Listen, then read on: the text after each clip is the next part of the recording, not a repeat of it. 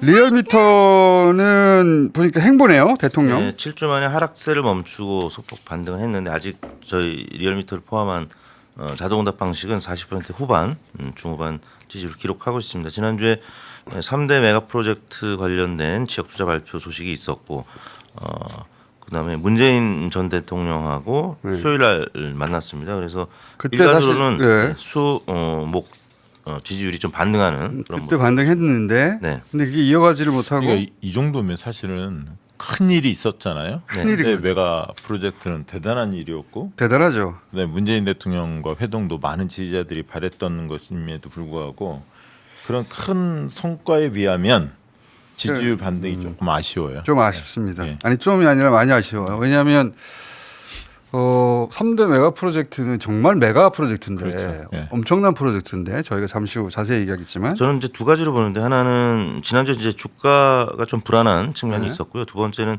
이게 MB 집권 2년차 때 박근혜 대표하고 청와대하고 약간 세종시 수정안 논란 때문에 좀 갈등 구조가 있다 보니까 그때 긍부정이 좀 교차되는 순간이 있었거든요. 이번에도 지금 보안수사권 문제라든지 여러 가지 이 당청 간의 긴장 관계가 좀 전당대회까지는 어쩔 수 없이 갈 수밖에 없는 상황이기 때문에 그래서 약간의 긍부정 많이 아쉽습니다. 이게 아쉬운 부분이 좀 있는 것 같습니다. 그 낙폭 그 떨어지는 걸 막긴 막았어요. 네. 그래서 이제 반등하고 치고 올라가야 되는데 예.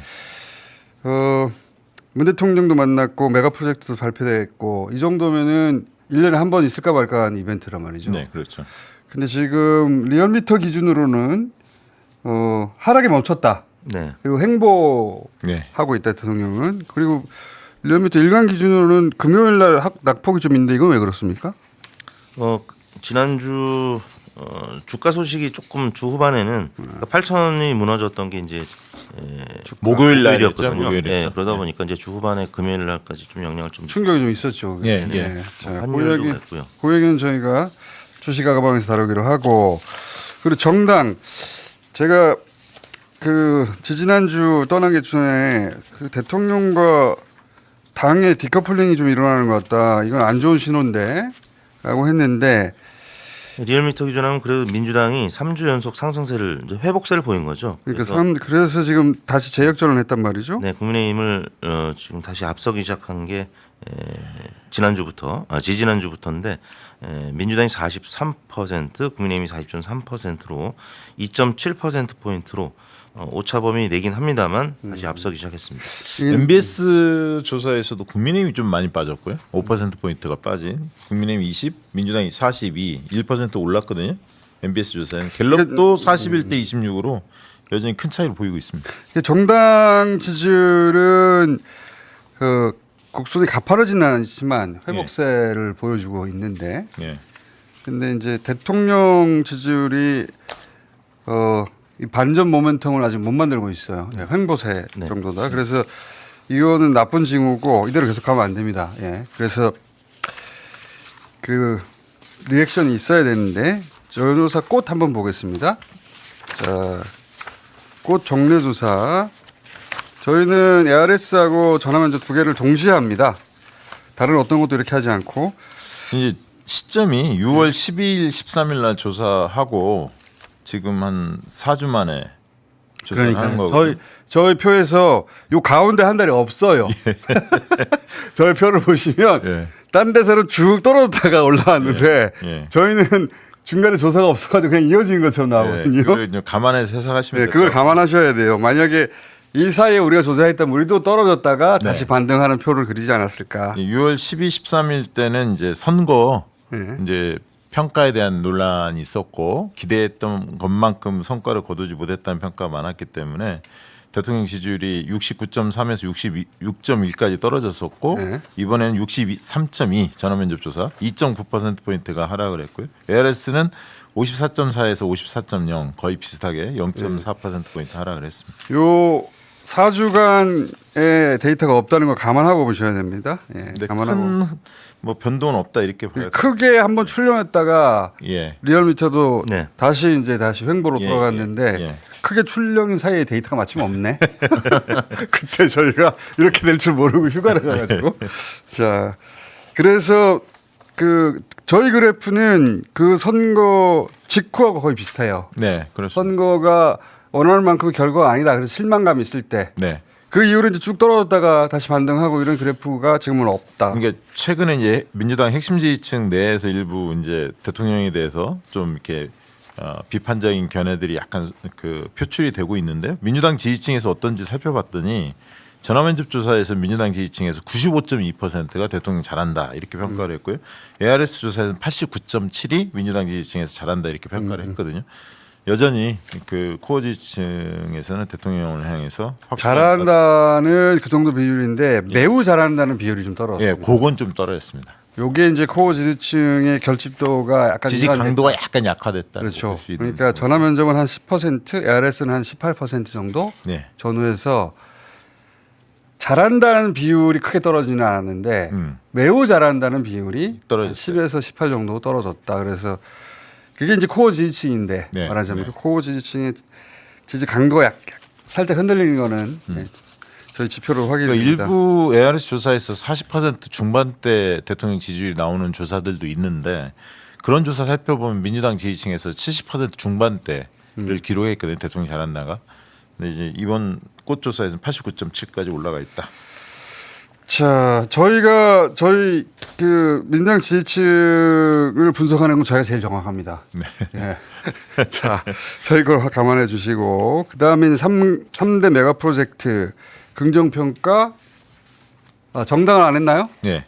정당도 그 없는 기간을 저희가 감안하면 거의 비슷합니다. 그래가지고 아주 크게 출렁했던 4주간이 없다. 저희 표에. ARS 조사는 오히려 4.2%포인트가 올랐고요. 45.2. 왜냐면은 49.3. 저희 마지막 조사가 선거 직후에 네. 선거 결과가 맞닥 찼을 때의 지표였기 때문에 그때보다 조금 회복했다 오히려. 국민의힘은 떨어졌고 4.8%포인트가 떨어진 36을 기록을 했고 ARS 전화면접 조사도 국민의힘은 하락, 민주당은 소폭 상승 이렇게 보여집니다. 그 지방선거에서 이제 서울시 등 이제 일부 지역에서의 패배 때문에 충격을 받은 진보층 민주당 지층이 이제 조금은 회복을 하고 있는 네.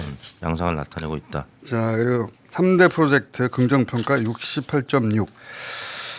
이게 왜 68%밖에 안 나오지? 라고 생각할 수 있죠. 아니 근데 호남에서는요. 전화면접 조사에서 92.7. 그건 너무 당연하죠. 긍정적인 평가. 대구 경북에서 이제 지지율이 났습니다. 네, 상대적으로 이제 57.1 대구. 투자도 자기들한테 부족한 것 같고. 네, 네. 그렇게 그거는 느껴질 수 그 있죠. 지역의 국민의힘 국회의원들한테 항의해야 됩니다. 홍준표 전 지사가 그 말 했잖아요. 네. 김부겸 후보를 떨어뜨린. 왜 떨어뜨렸냐고. 그러니까 그래야 되는 겁니다. 자, 그리고 검찰 보안수사권 전면 폐지, 검찰 개혁안 7월 안에 처리해야 된다. 공감도 50.4%. 민주당 지지층에서는 80%가 네, 이렇게 지지하고 있습니다. 네, 예. 그렇습니다. 이제 국민의힘 지지층은 정반대이긴 합니다만 어쨌든 7월 안에 처리해야 한다는 공감대가 소폭이지만 더 높다는 사실을. 국민의힘에서는 80%가 반대하고 있고요. 그러니까 민주당 의원들 중에서 이제 좀 소극적인 분들도 있는 것 같은데요. 예. 이 민주당 지지층의 견해를 잘 살펴봐야 합니다. 80%가 7월 내 처리해야 한다. 그러니까 전당대회 후보들에게 이 질문을 이제 하지 않을 수가 없죠. 그렇죠. 예. 이거 완전히 의견이 갈립니다. 민주당 지지층은 80%, 국민의힘 지지층은 80% 각각 찬성과 반대를 하고 있는. 네, 예. 그래서 종합적으로 50대 44 이렇게 네. 갈라지긴 하는데 팽팽하게 보이지만 진영에 따라서 완전히 갈라지는 사안입니다. 국민의힘 지지층은 뭐 7월이 아니라 그냥 검찰 개혁 자체에 대해서 반대를 하는 의견이 그렇죠. 많을 테고요. 네. 자, 그리고 정보통신망법 개정안에 대해서 가짜뉴스 확산을 막을 조치다. 찬성 61%. 요거는 20대들이 조금 반대가 높고요. 자기들이 글 쓰면 예, 지금 처벌받는 거 아니냐 이런 두려움이죠. 예, 그렇습니다. 특히 20대 남성들이 그런 인식이 강합니다. 자, 그리고 잠실. 예. 이거 어떻게 대응해야 되느냐?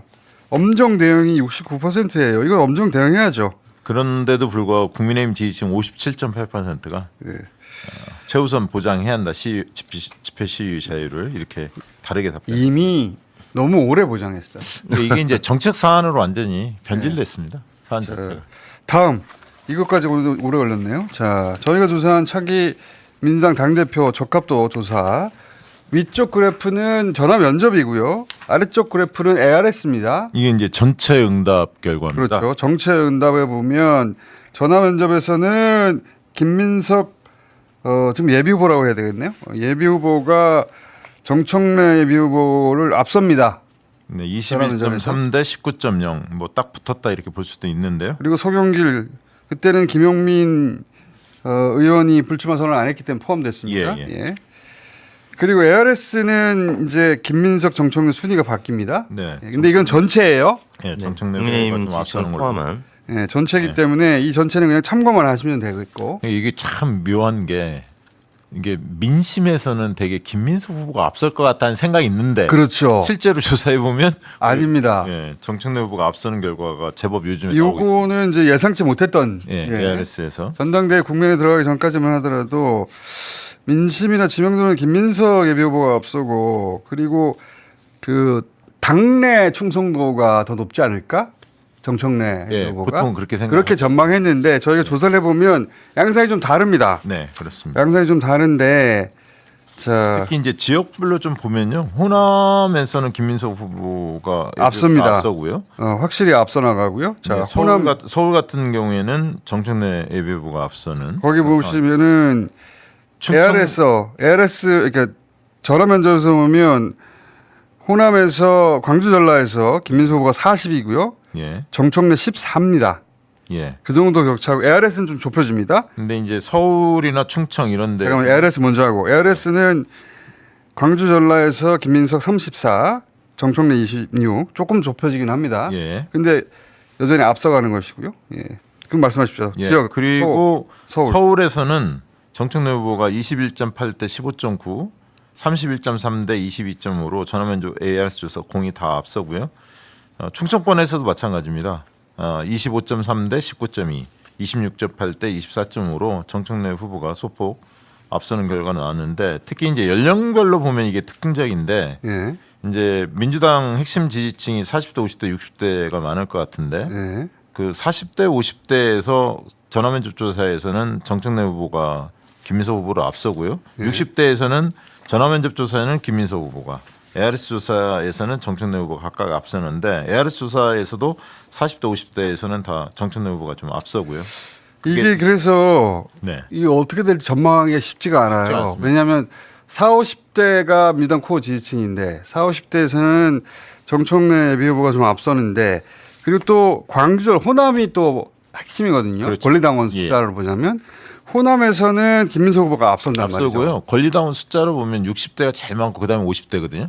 60대, 50대가 상당히 중요한데 아까 50대는 정청래 후보가 두 조사 모두 앞서지만 네. 60대에서는 전화면접 조사에는 김민석 후보가 앞서고 ARS 조사는 정청래 후보가 앞서고 있고 아까 말씀하신 대로 호남에서 김민석 후보가 앞서고 있기 때문에 굉장히 팽팽할 것으로 예상이 굉장히 됩니다. 팽팽할 것으로 예상이 되고 예. 김용민 예비 후보의 존재가 사라지면서 여기서 이제 이 표가 어디로 가느냐. 그 표가 이동을 네. 하겠죠.